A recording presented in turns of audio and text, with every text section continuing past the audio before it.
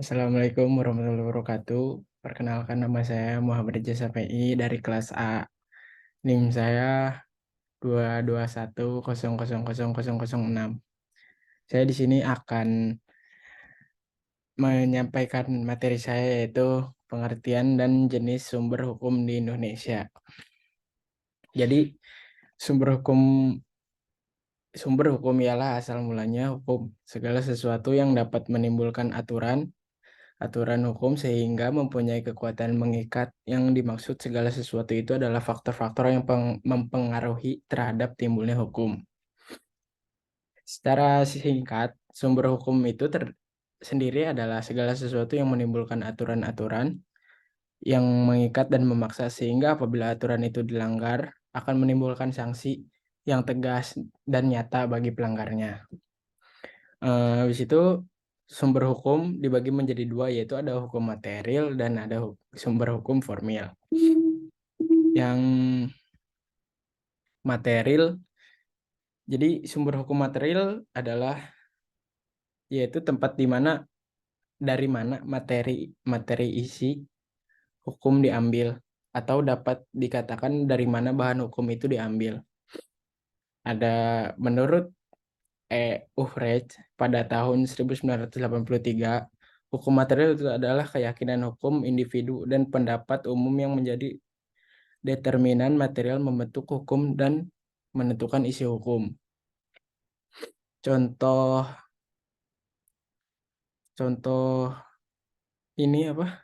Sumber hukum material itu ada tiga. Ada UUD, ada Kepres, sama ada peraturan daerah.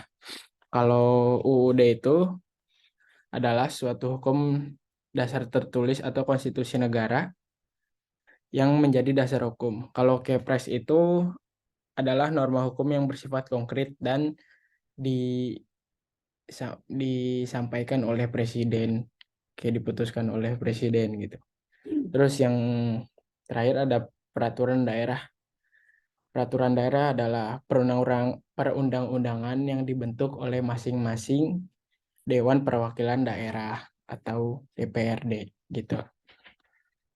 Terus ada lagi yang formil, sumber hukum formil. Sumber hukum formil adalah sumber hukum yang dikenal dalam bentuknya, karena bentuknya itulah sumber hukum formil diketahui dan ditaati sehingga hukum berlaku umum dan mempunyai kekuatan mengikat dari pemerintah sehingga ditaati oleh masyarakat gitu. Terus sumber hukum formil itu contohnya ada tiga. Yang pertama ada undang-undang, ada jurisprudensi, sama yang terakhir ada traktat.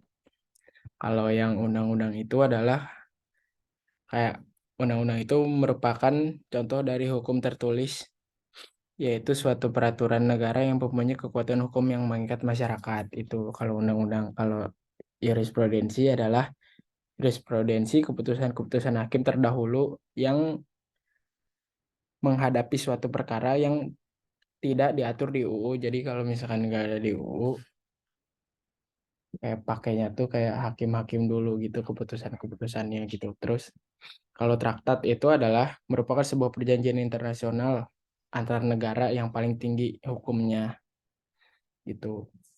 Sekian dari penyampaian materi dari saya. Kurang lebihnya mohon maaf. Assalamualaikum warahmatullahi wabarakatuh.